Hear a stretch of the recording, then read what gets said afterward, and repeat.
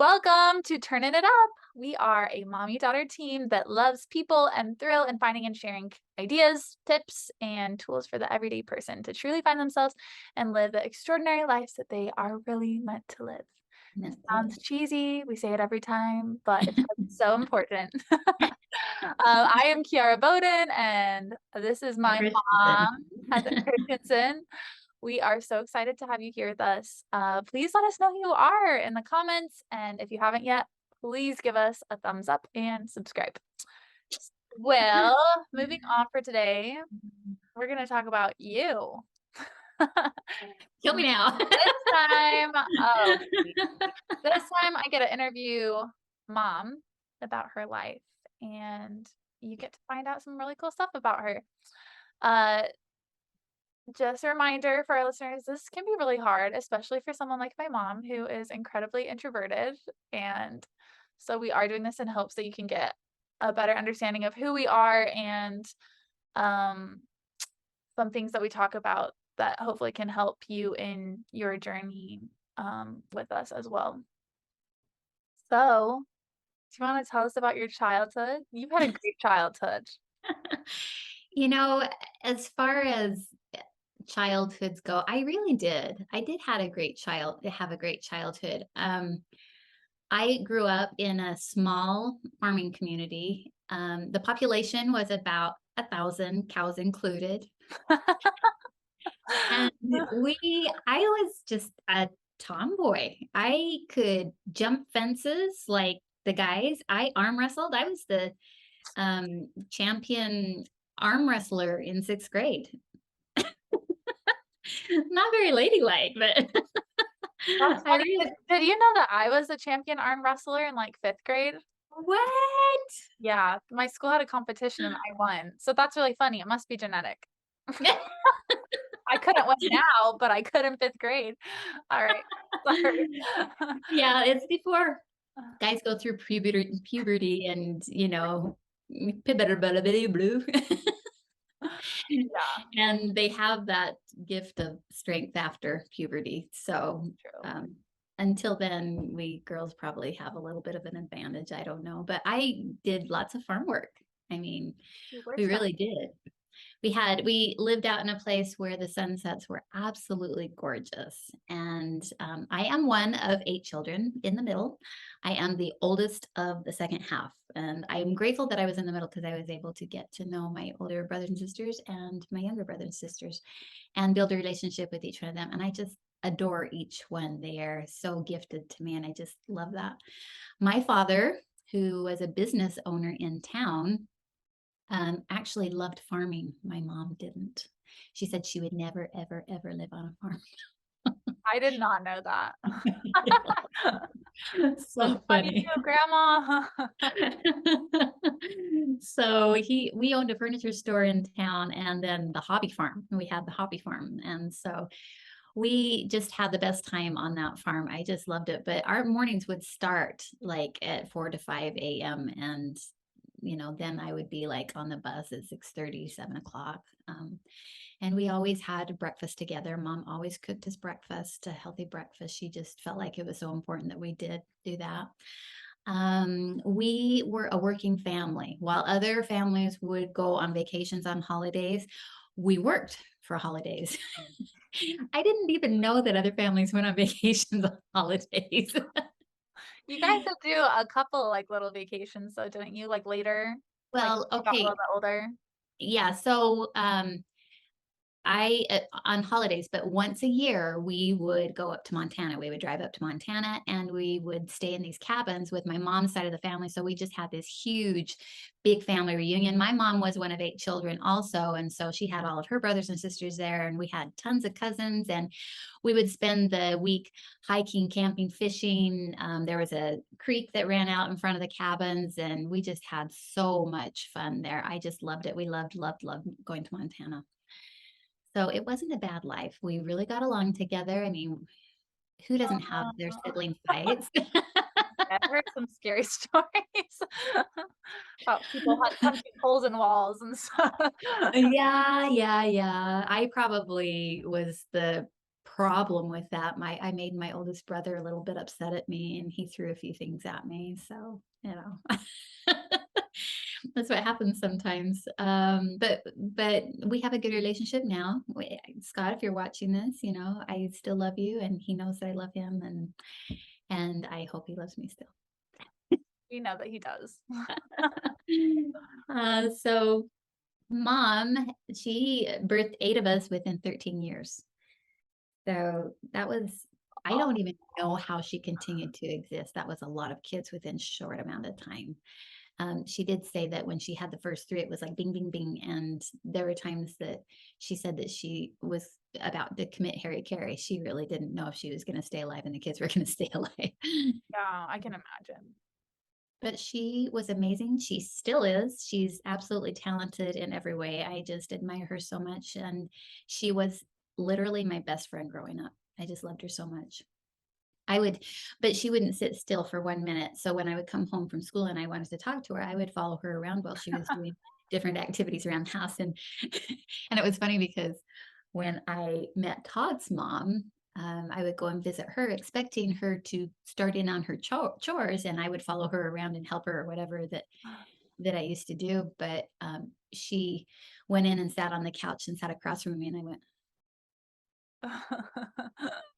"Don't you have some work to do that I can help you with?" After she has 9 kids, so you'd think that's funny. Yeah, yeah. I think it's just different personalities, how much my mom had to do. She was working full time. She had all of us. She had so much to do. And it's not that Todd's mom didn't, but she wasn't working full time. Yeah, And and well, business they always. didn't live on a farm either. They Exactly. Yeah, different responsibilities. Yeah. So I just adore my mom and my dad. As you know, he contracted COVID at 82 years old, and it wasn't. I guess it was just a little over a year now that he passed, and so we miss him a lot. But we are so grateful for the legacy that he left us. A So legacy wonderful. indeed. Yeah, yeah. Great example. Great example of um, just living high values and caring a lot about his kids, and yeah, just a great person. Well, I attended high school in town, so no, we didn't have a high school in the small farming community I was in. I could go out the barn and learn a bit from them. I was involved in musicals. Our family was musical vocally. We didn't play a lot of instruments, but we could really put it together with our voices, and we could take any song we knew and harmonize it up. Grandma We and loved. grandpa sing, so they pass it on. Yeah. Dad loved it when very seldom did we ever do this, but we'd go out to restaurants every once in a while. And it was usually for a birthday. And then we would break out into a birthday song. And it was just a gorgeous birthday song. And people would just stop and listen. And then we even got applauses. That's fun. Mom always thought that we would have a family choir, but we were just too busy. We were busy with our businesses, so we couldn't go that route. So I attended college for 3 years and met your father when I was 20 years old. And he is the second, like you said, of 9 children. So, going to college, you kind of miss that noise and the rambunctiousness of lots of kids around the house. And so whenever I missed all that noise, I would say, "Can we go to your family? Can we go to your house? Is that So okay?" you were going to school in the town that my dad was from. Yes, From. yes, So he lived. that is Did correct. he live at home while going He to? did. He Okay. did. He did. He lived at home, and then we got married when I was about to turn 21, and then shortly thereafter had you girls. Yeah. And we began our journey of moving regularly. I just always thought that I was going to be a career woman at 25, not have any kids, not be married yet. Joke's on you. I know. God had a different plan in mind for me, but I'm really grateful that He did because after I had you girls, I found out that I had PCOS, fibroids, endometriosis. So I had lots and lots of female issues, and managing that all now with a plant-based diet. But yeah, it was Yeah. crazy. It's a lot, and a lot of people deal with those kind of things nowadays too, Now so they do. It's a very common thing nowadays. very common. Yeah. So you had JJ shortly after you guys got married.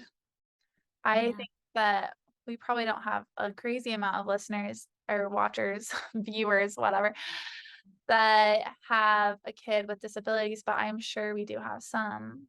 So, you wanna talk about that a little bit? Sure. Sure.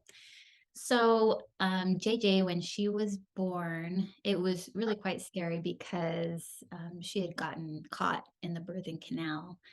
And when she came out, they held her up, and I was like, "She's dusty and purple." I said, "Get her out of here. She needs oxygen." And they just weren't hurrying fast enough for me. I was like, "She's not breathing. She's not breathing." Um, so anyway, the doctor whisked her off, told Todd to come with him, and they went to ICU. Thought that she was healthy, seemed fine, but she cried 24/7, and it always seemed like she was in pain. She was just screaming sometimes, and it was exhausting. And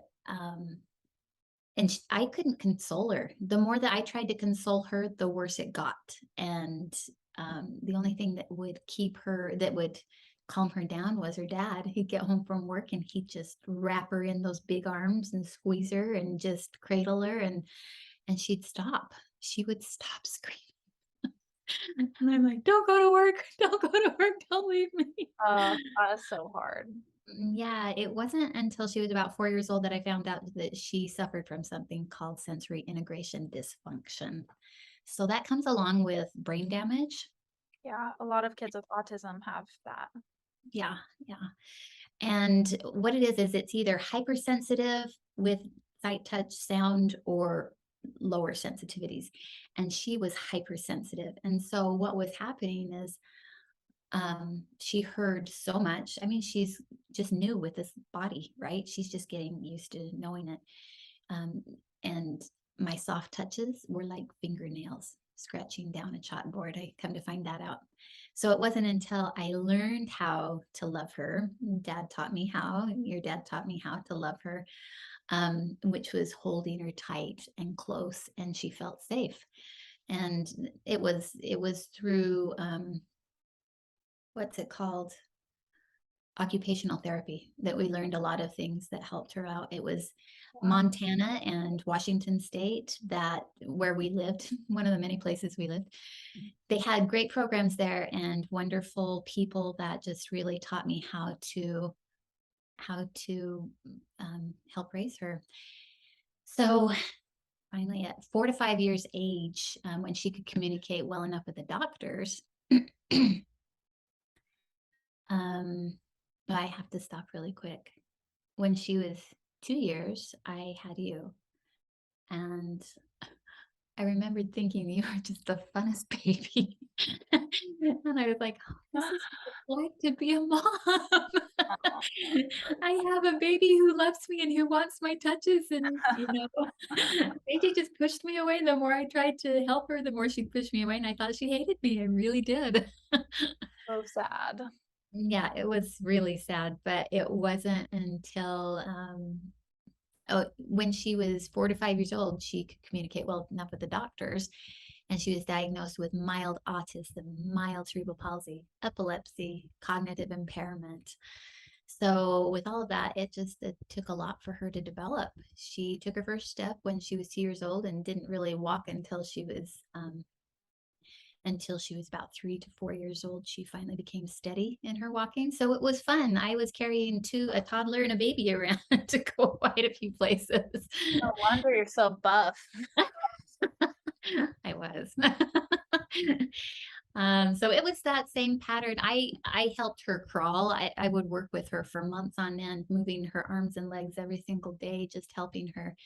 And that was a miracle when she crawled. And then I remember when she learned to pump on a swing. I saw her and I went into the house and I just cried because it was such a beautiful thing for me. Oh, I was so grateful. Oh, yeah, I cannot imagine. Like being a mom of like what you would consider average kids, is already hard enough. I can't imagine doing that with a child who needs extra attention and care and And patience. I was told over and over, well, having a child with disabilities is like having 4 or 5 kids on top of that. Yeah, So I and don't know. I saw that. I definitely believe that. It's Yeah. just it's never turns off. It's 24/7. It's yeah, yeah. Um, we talked about this a little bit with, our last video, but she also had quite a fierce temper for quite a while. Very. It was scary because she would throw things. She would scream in public places like I was torturing her, and I got lots and lots of looks.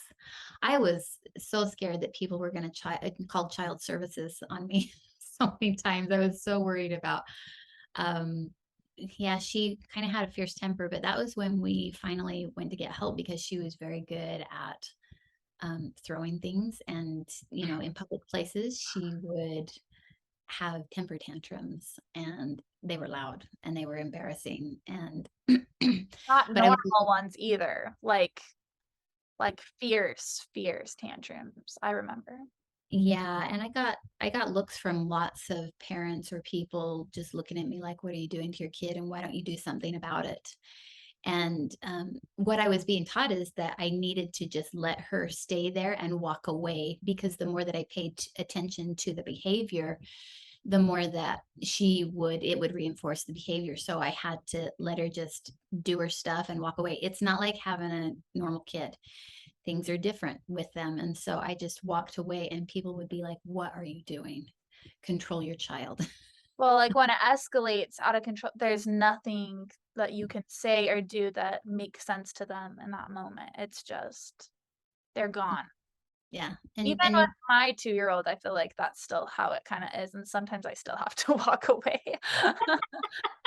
But yeah, it sounded like I was torturing her quite a bit. And regular 2-year-old tantrums, they are quite emotional too. So, the doctors, when we finally went to the doctor, I had a neighbor that was like, "Look, I think she has ADHD." And I was like, "No, no, no, not medication."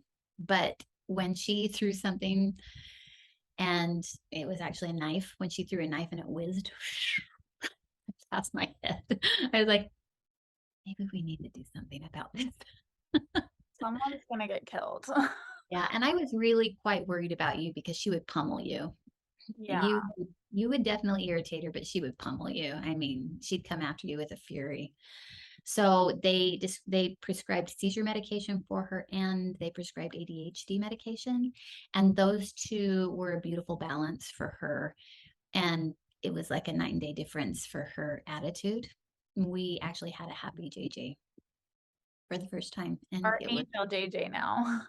yeah, yeah. I mean, there are times when she does get set off, like if Sure. she has a full thing of dessert before she has anything to eat, that will definitely set her. Too much sugar. We won't talk about what happened to you in Vegas when we were there and she had too much sugar. This is when we were a lot older. Another time. Yeah, we have lots of Oh, JJ stories.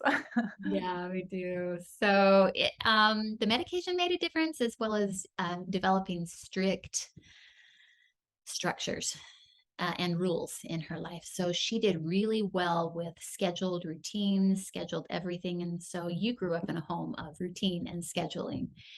And it definitely wasn't one of those things where we could just up and pick up and just do things, because we had to take JJ into consideration, and how would she act and what would she be like if we went on like family vacation all of a sudden, or just went somewhere. So she did really well with her own stuff.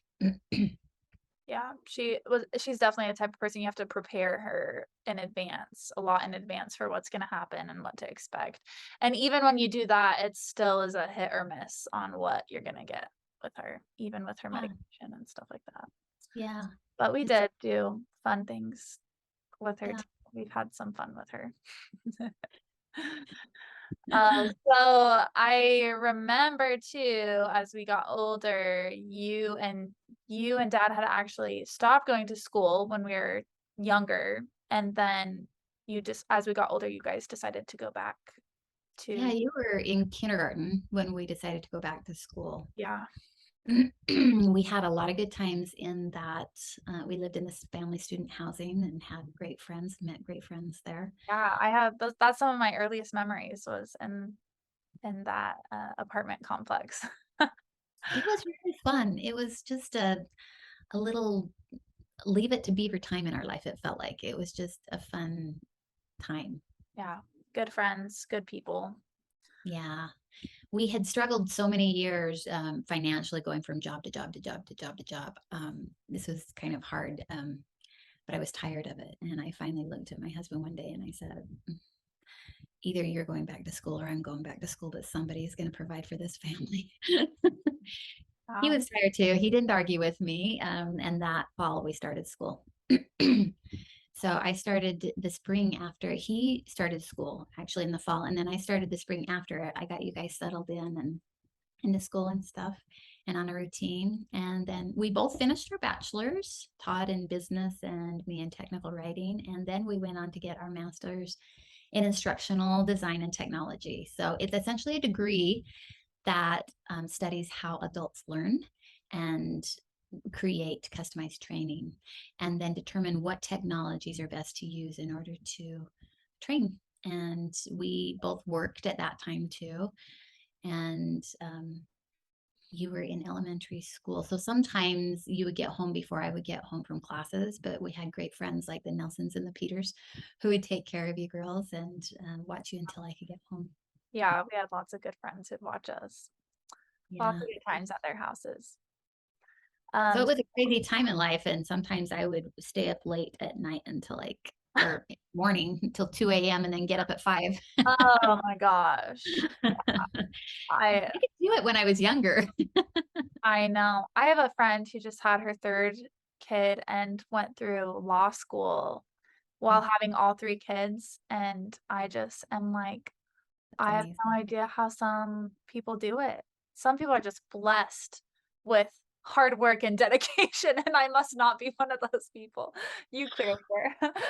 Oh, no, I think you are in different things maybe. And I think that if that was your journey, you would be. Yeah, I mean, I definitely didn't choose to be a lawyer to go back to school, so, Yeah. uh, I guess I've never had to test it out, but I feel I feel old to do that kinda stuff now. To stay up till 2 AM, that sounds mortifying.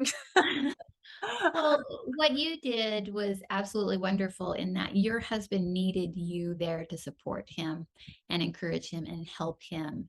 I think that if you were not, if you were doing your own thing, I just don't think he would have had the support that he needed. And so your kids are, they are time consuming too. I mean, I know they don't have disabilities, but they are personalities that are, they take a lot out of you and they have My so much energy. my kids do not turn off. They're You so just go, go, go, go, go, awesome. Yeah. People have said that boys have a lot of energy, and I'm like, and I've seen your girls with boys, and I'm like, I don't see a difference here, but I have friends tell me that all the time. They're like, "Oh, just wait till you have boys." I was like, "Listen, Linda, my kids are boys." I literally I cannot think of it. I babysat a lot as a kid, and I have never met kids crazier than my kids. Maybe 1, okay, but anyways, so you guys graduated, then we moved away, and you started your own business. yeah, yeah, we did. We did that for a while. I mean, it was fun working for businesses, creating training and doing things for businesses, but it was kind of a hard time where the economy was hurting at that time. And the first thing to go in businesses is like the training department because they don't see that as a necessity, though it is a necessity. Should be. Um, yeah. And so we couldn't provide well for you. So we had to get jobs with other companies and we couldn't afford childcare. So I was grateful that you were old enough by that time to be able to help out with JJ in the summertime so that I could work. Wow. Me and JJ, we hung out a lot alone in the summers. You have such funny We have stories. I have more stories to share on that next time. All right. So, once we got through that phase, dad ended up finally getting a job in Saudi Arabia, right? I think that's about when we moved there.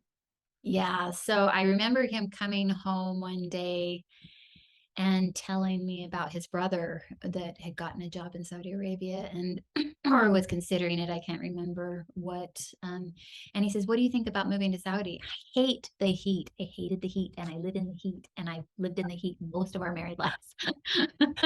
I want to go up north where I can wear sweaters and jackets and boots.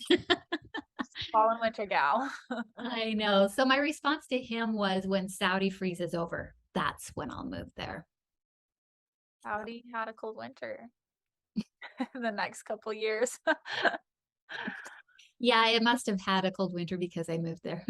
Yeah, yeah. A year later, yeah, he took a job. A year later, we moved there with him.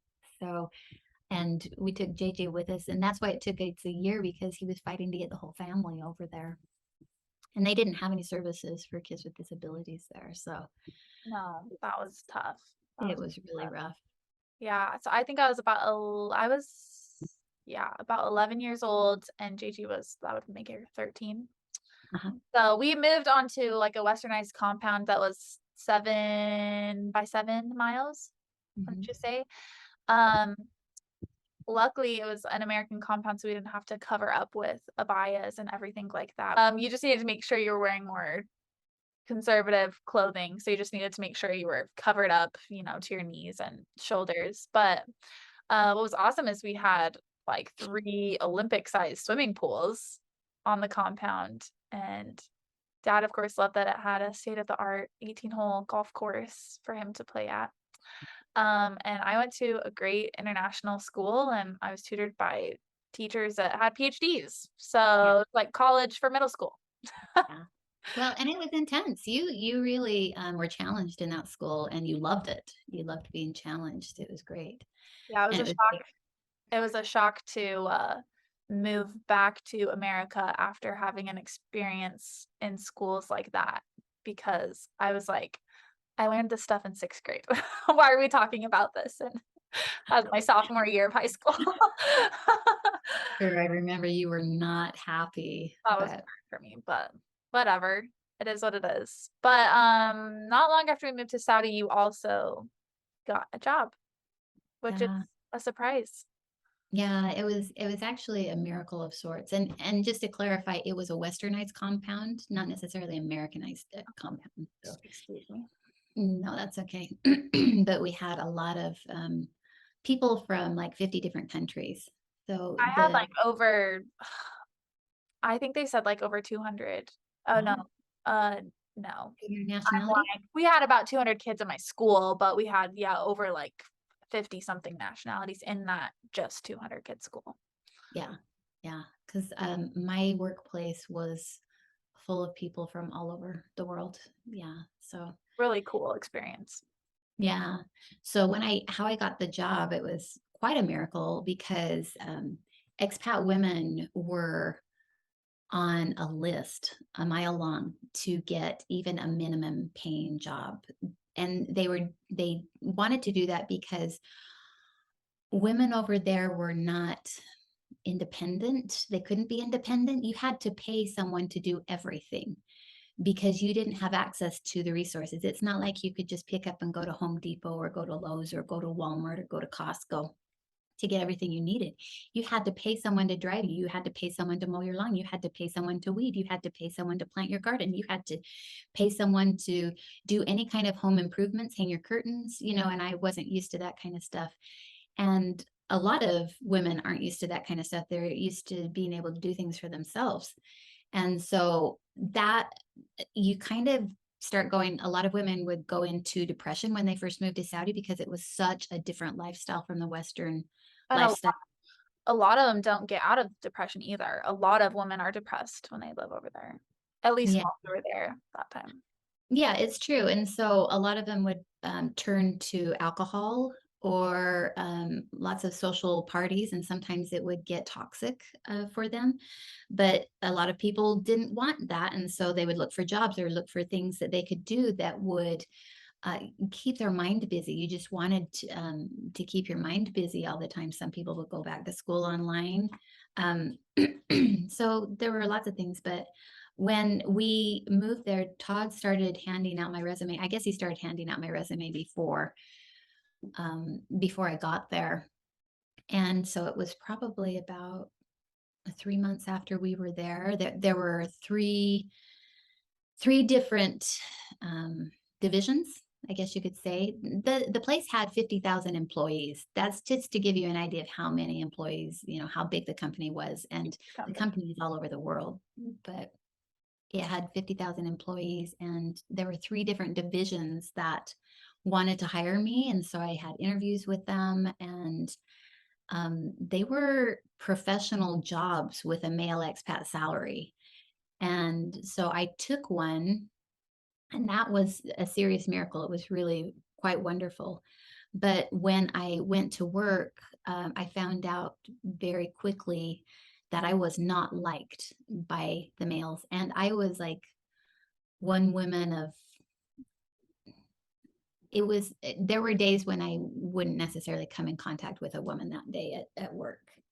So I was surrounded by men, and I found out quite quickly that if I had ideas that I should not tell my boss, I should speak to the male coworkers around me to get the ideas through them, and then they would tell the boss, who would then approve it. And then The coworkers who liked you.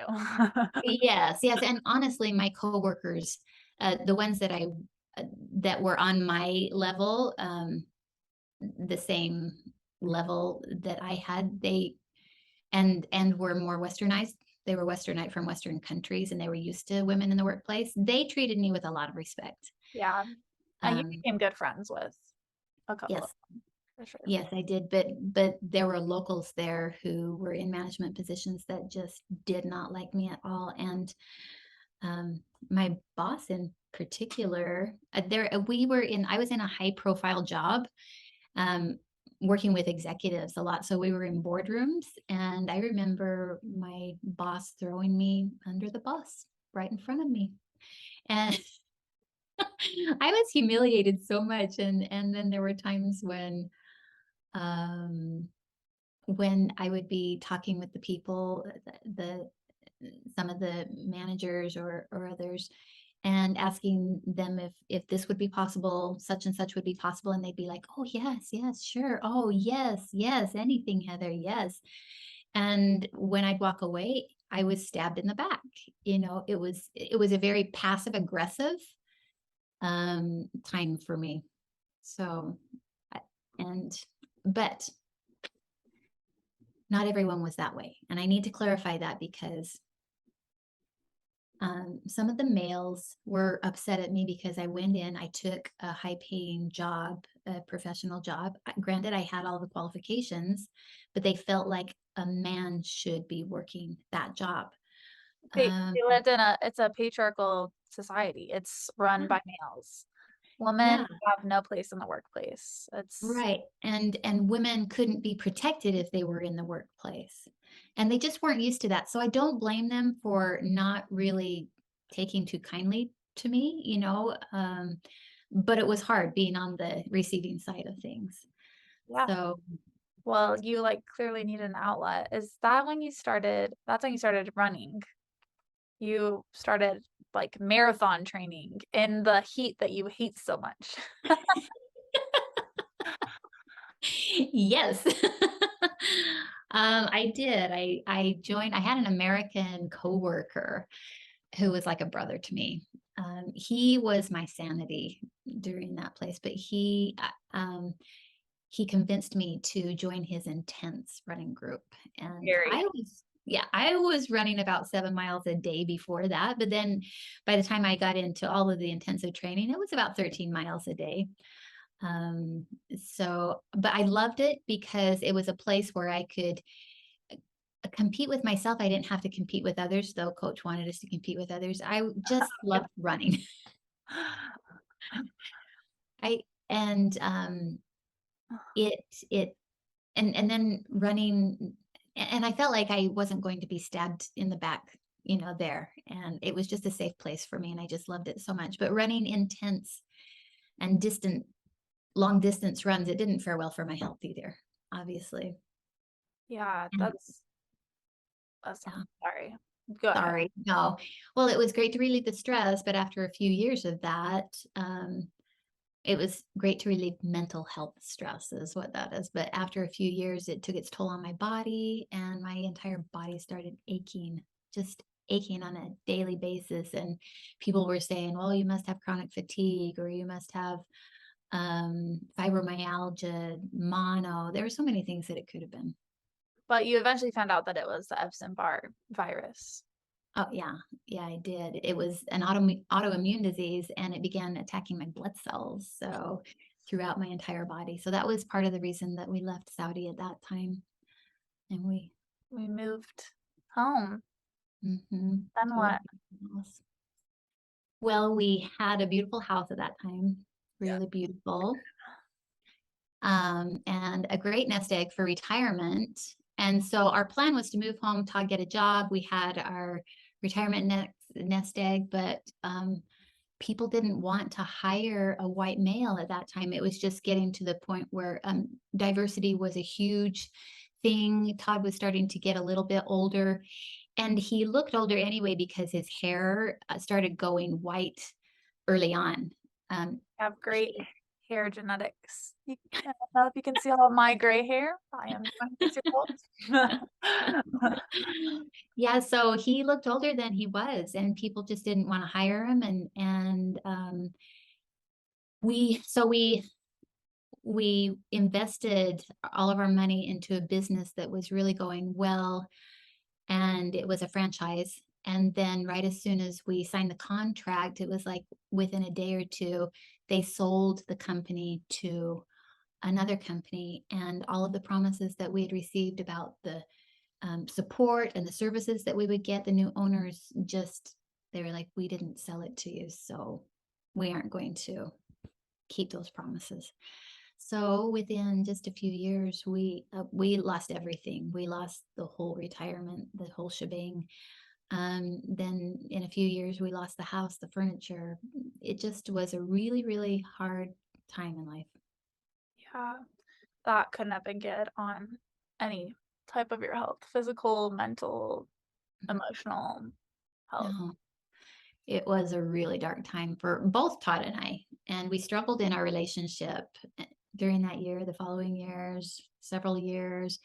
We always loved each other, but I think at that time we just really didn't like each other, and we didn't even like ourselves. It was just hard. I wanted to blame him, but the bottom line was he was doing the best that he could, and he wasn't in an easy path.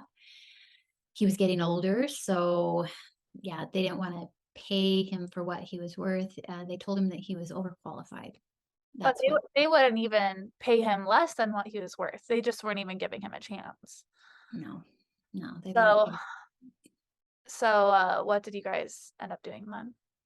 Well, we both applied to work at colleges, and we were finally hired on, two of us together for a full-time position. And it didn't pay what we needed, but it was something. We had some money coming in. And eventually Todd was let go because they didn't want to keep on the white male, but I was able to keep the job because I was a female. It was a humbling time for him, hard time, humbling time, but I watched him change. He became compassionate, lots more understanding of people, and his relationship with his creator became even closer as he pled for miracles. It was it was a beautiful process, but a very hard process at the same time. Yeah, I've seen those changes in him as well. Yeah. And so then he said that he would never, ever, ever, ever, ever go back to Saudi. It was a hard time for him. Saudi was a hard time for him. I think I liked it more than he did, and I was struggling in my place. I And liked it more than all of you. I know you did. You loved it so much you didn't want to go home. But we, he was hired back in Saudi.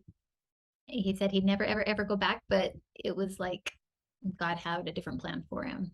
And so, humbled as he was, he took the job. He moved back to Saudi. I joined him a year later, but it was a secluded place. It was a nice compound, but very secluded. It was desolate. People just didn't live on that compound. I think it was when it was built, it was meant for a certain company, and that company moved out of that compound. So there were really only out of 200 units, maybe 30 units were, Oh, wow. yeah. So it was really lonely there. I had too much time on my hands.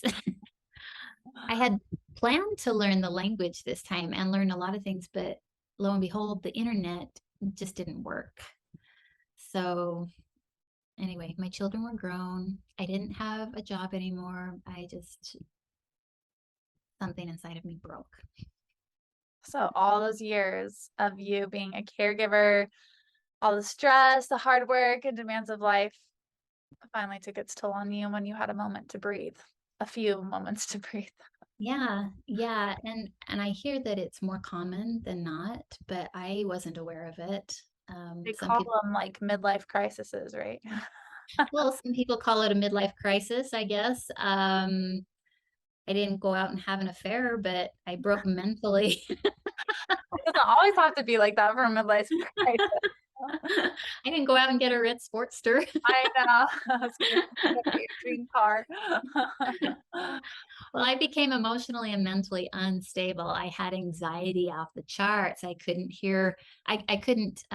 sleep at night. My heart would just palpitate all the time. I was hearing voices. I spiraled into depression one day, and the next day I was manic. I just did pretty good at hiding it from Todd for well, and when I said that I started breaking before that, I hid it from Todd quite well. I'm good at putting a wall up and putting on a smile. And a lot of times I would laugh more when I was hurting inside.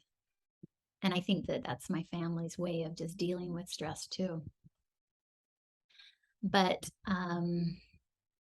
I finally told Todd what was going on, and it scared him a little bit. He started reaching out to his resources for help.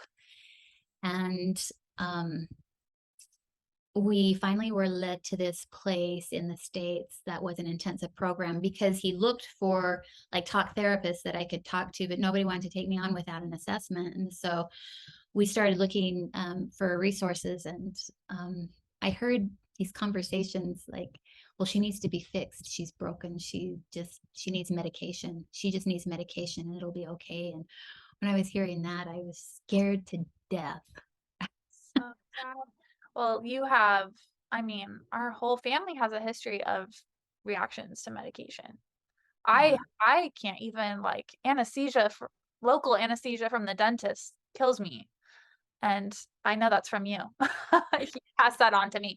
Well, honestly, if I take any ibuprofen, I have to take like a quarter or a third of a 200 milligram tablet but it will help take the edge off of my headache. But if I take any more than that, I'm passed out the next day. Acetaminophen, I don't because it puts me into a depression. So you can imagine what medication, how scared I was to take any kind of medication. Yeah. So went back to the States at that time. Todd's company he wasn't allowed to leave his job at that time. And so I went back by myself, scared to death, but I checked myself into this intensive program. And within 24 hours, I was hooked up to brain nodes. I was talking to psychiatrists, psychologists, to talk therapists, I was taking personality tests. And I remember talking to one man who was talking about breaking everything down, like um, analyzing everything from when I was a baby on up through, and then rewiring my brain, reconstructing everything. And that kind of language really scared me. I thought, well, I want to get better.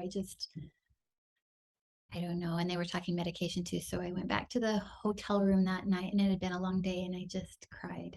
I cried, and I just was like, I started praying, and I said, if you have anything else, um, if there's any other way to fix me, to help me, please inspire the people. Please, give me that chance because you know what medication does for me, and you know. Anyway, sorry, it's still a tender time because I was broken and I felt like I would never be useful to anyone again.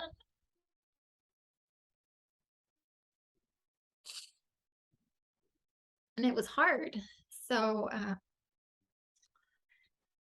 the next day, I had an appointment with a new talk therapist. And I remember when she came out, I was in the waiting room. She came out to get me, and she was just this woman of light. She had so much light, and I felt this peace come over me. And I went in and I talked to her and I told her my story. And I felt like it was the 20th time I told my story, but she sat and listened to me patiently. And she just kind of stops and she said, after I finished, she says, you know, Heather, your story isn't all that different from a lot of women who come in here. And sometimes all they need is just a little emotional release. And I was thinking about you and meditating about you this morning. And I asked God what I could do to help you. And this is what came to my mind is this emotion release. She says, would you like to try it? And I was like, anything. I just want to get better. That I, didn't work. well, yeah. She said that there was a way to release the trapped emotions because people have a tendency to trap emotions when they don't pay attention to their emotions as they're going through all of these events in life. And it's when we don't acknowledge the emotions or the feeling that we end up trapping them. So then our body ends up vibrating a whole lot. And anyway, so I says, yes, please do this for me. And let's try this. And she did it through something called applied kinesiology or muscle testing. And it's based on the ancient Chinese healing. So muscle testing wasn't new to me. I had heard about it and had been to some medical professionals where they had used it. It's the philosophy that the body already knows what it needs to be able to heal. So she actually proxied for me. She connected to my energy and she proxied for me. She didn't touch me or anything like that. She just released my emotions on herself. And she told me while she was doing it, which was another miracle in and of itself, she told me about a book that I could read where I could learn it or I could get certified in the program. So anyway, I was just fine and happy with her doing it for me. Yeah. Yeah. But I mean, it obviously works because it sparked a desire inside of you. Well, from everything that I had been through, everything that I was going through just ramped my anxiety up from what anyone was saying or things like that. But after my session with her, I felt my energy just calm down.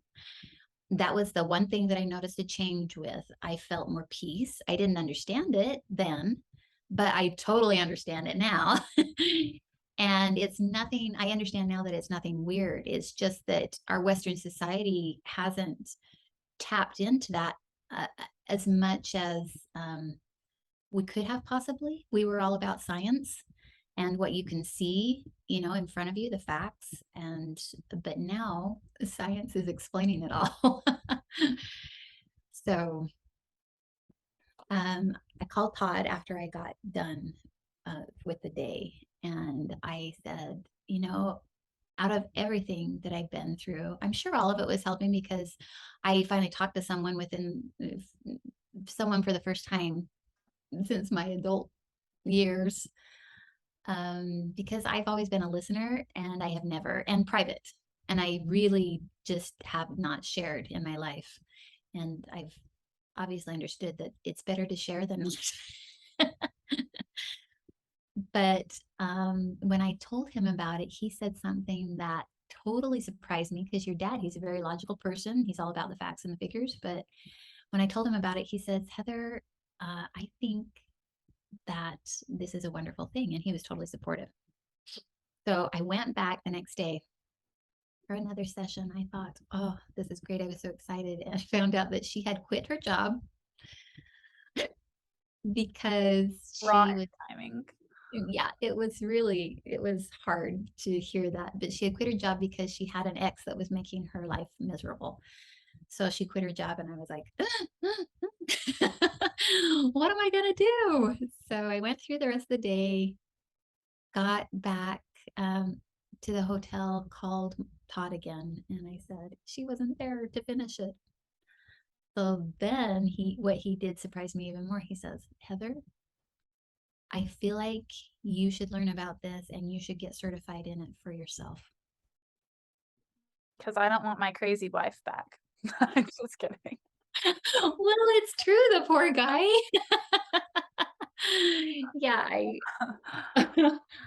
I finished up after a week in the program. They were expecting me to be there a lot longer, but the psychiatrist gave me a clean bill of health, no medication, psychologist. The lead caseworker was like, yeah, we can continue with talk therapy sessions if you want, but we never did.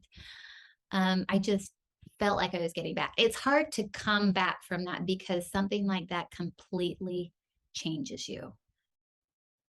Now, when people talk about mental health, I understand what it is. Like mental illness, I totally and completely understand. That's so hard for any logical mind to understand what people who go through mental illness uh feel like. It's just yeah, I didn't. Well, you aren't in reality. You are somewhere in this world that you created in your mind. And um, there are so many places that you can be in your mind with this mental illness. And so, will that help everyone that I went through? Uh, I don't know. I think that it definitely could play a part in people getting better, but sometimes medication is there for a reason. I was just grateful that that wasn't my answer. Yeah. Yeah. So And you came back and you got certified in it and now you haven't stopped doing it and you're doing it for other people. it's Awesome. true. It's true. I was working, I put in a lot of hours and in the certification process, worked on a lot of people and all of that documentation and stuff. But as I worked with people, I was told that I had a gift. And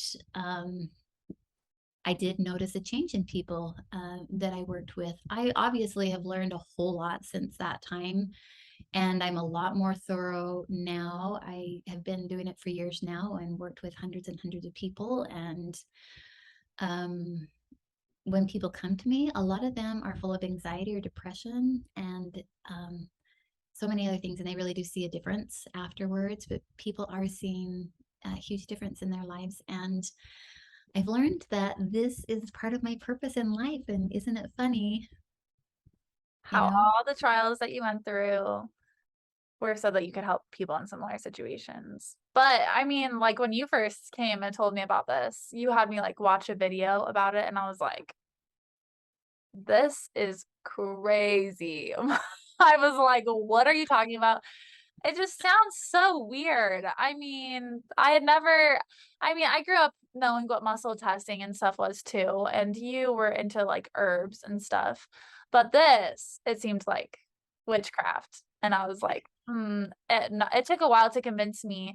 But what I have come to understand is that this is all stuff. It's not some like spiritual voodoo thing. Like this is actually science-based stuff. You can read all about it easily. read all about it. Yeah, you can. But there's a lot of people who are very critical of it because they don't understand it, because they've never been exposed to that It's type true. of thing. Yeah. And well, one thing that we need to understand is okay, it is based on ancient Chinese medicine. It's been around thousands of years. But why has it been around so long? Because it works. Yeah, it's still here for a reason. Uh-huh. And People are finding success with it. yeah, and one thing that I found is that as I practiced it, I always prayed before my sessions. And it didn't matter, I don't think it matters who your God is. If you are praying and inviting that spirit to be with you and that help, that power to be with you. And because people are coming to you that are really hurting.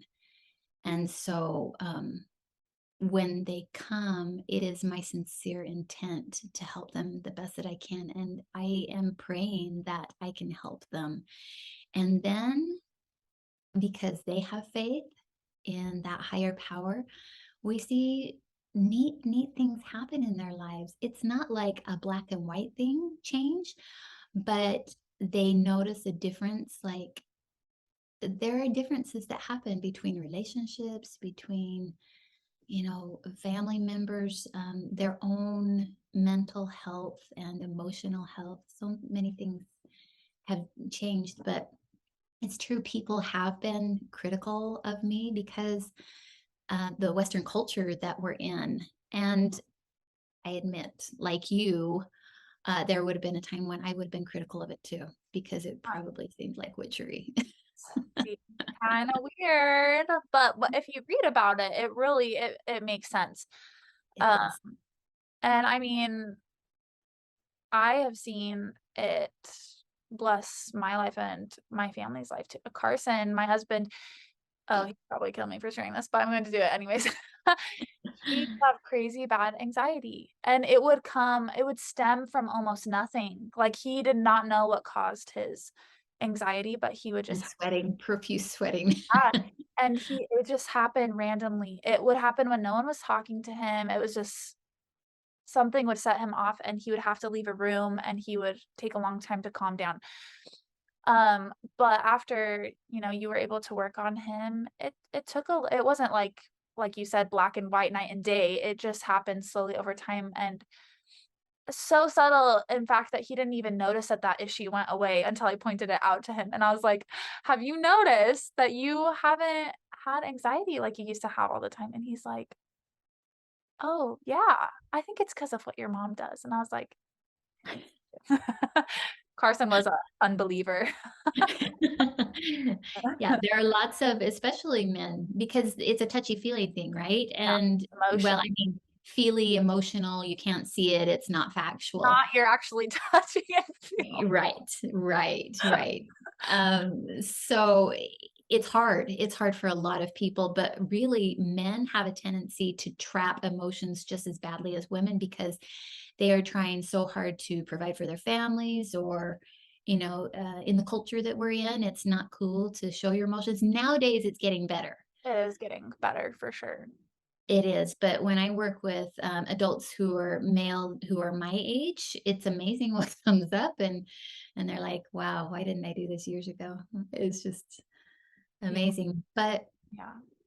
But I feel like if people understood it, it's a lot like JJ. People are critical of JJ because they don't understand her, but if they just take the time to understand it, there wouldn't need to be that critique, that criticalness. What do you call it? We're tired. We've been talking too long today. Yeah. Yeah, well, So, people are scared of what they don't understand, bottom line. yeah, but everyone knows that it's a real thing, that emotional baggage. People talk about it all the time. It's emotional baggage because it's trapped inside of them, and then that's what we're vibrating. That's what I was vibrating, you know? Yeah, So, and like we talked earlier, we are energy, and so it just makes sense that we know that emotions and thoughts carry energy, and so it makes sense that emotional baggage is energy that is weighing us down. And exactly. there has to be our God loves us. He's not gonna leave us here with no way to solve that issue. Yeah. So, Yeah. yeah. Well, and you think all of the resources out there, and I think that that's important to take into consideration is that there are so many resources out there, and it's not a one size fit all. But I feel like one of the things that we do in our program, so we do that emotional side, and then we continue on with training the brain, right? These are teaching people how to be mindful and pay attention to the thoughts and feelings. And I'm so grateful that Todd introduced me to the Life Mind program Yeah. to help us live better lives. And I love being part of teaching it with you. Yeah. So Fun. it's basically the next step after a person goes through that emotional release. Well, yeah, because it's like what talk therapy, they help you work through your problems, but then they also give you tools to try and deal with it in the future, and we that's the same thing that this does, it's just a different approach than talk therapy, but It I would is. say it's very effective. So, Yeah. do you have anything else to add, or is it time to wrap up?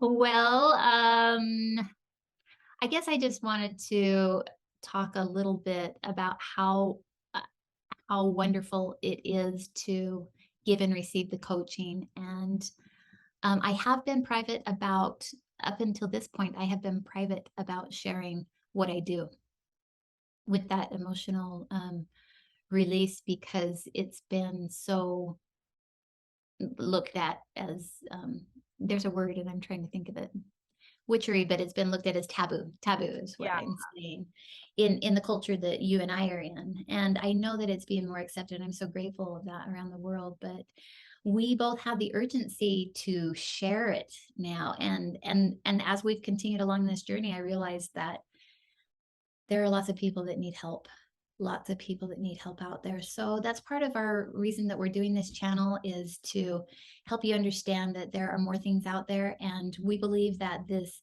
emotion release and these mind programs and being mindful, aware, and reprogramming ourselves can make a huge difference for people to be able to receive that peace in their lives. So that's what I wanted to share. Well, I appreciate you sharing that because everything you said is true. That is why we're doing this. We're both not people to do this kind of stuff. I am definitely more of an extrovert than my mom is, but this is still highly uncomfortable for me. So we are trying here, but it's because we believe so much in these programs, and we know that you will be able to get so much out of it too if it's something that you want to do. If you haven't reached out to us, please comment, subscribe, like, all the fun stuff, and introduce yourself. We'd love to get to know you. And You. Thanks for being patient. If you made it to the end of the video, yes, thank there's a you. long one. That one, some of these videos won't be for everyone, but we know that some people will be able to relate. So if that was you, I'm glad. And hopefully something said in this video will help you. But we will see you next week. All right.